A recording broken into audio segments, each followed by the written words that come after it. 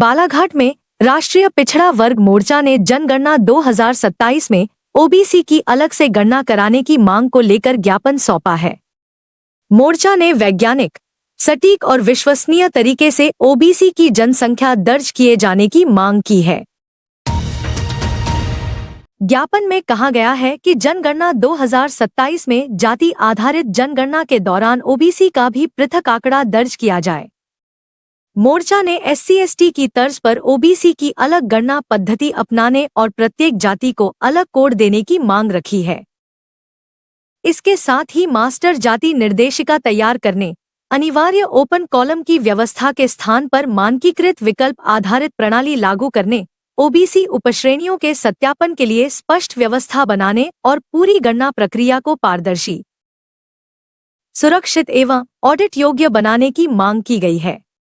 राष्ट्रीय पिछड़ा वर्ग मोर्चा ने मांगे पूरी कराने के लिए 25 अगस्त को राष्ट्रव्यापी ज्ञापन कार्यक्रम और 2 सितंबर से अनिश्चितकालीन क्रमिक धरना प्रदर्शन की घोषणा की है। मोर्चा का कहना है कि ओबीसी की वास्तविक जनसंख्या का सही आंकड़ा सामने आने से सामाजिक न्याय और प्रतिनिधित्व से जुड़े मुद्दों पर ठोस नीति बनाने में मदद मिलेगी।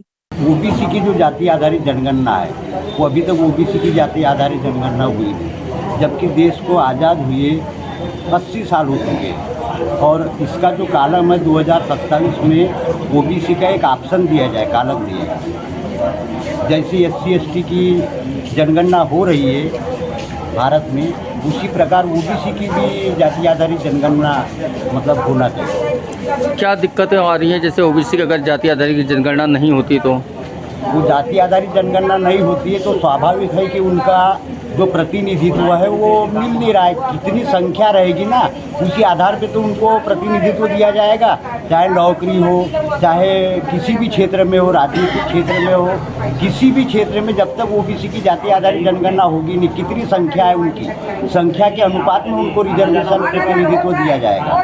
इसलिए ओबीसी की जाति आधारित जनगणना होना चाहिए। इसके पहले कब हुई थी ऐसा कुछ? 1931 में हुई थी, ब्रिटिश काल में, अंग्रेजों के ज़माने में।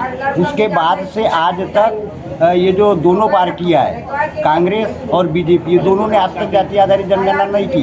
जबकि राहुल गांधी कह रहा है कि हम ओबीसी की जाति आधारित जनगणना करेंगे। अरे तुम्हारे बाप दादाओं ने नहीं करा तो तुम क्या करोगे?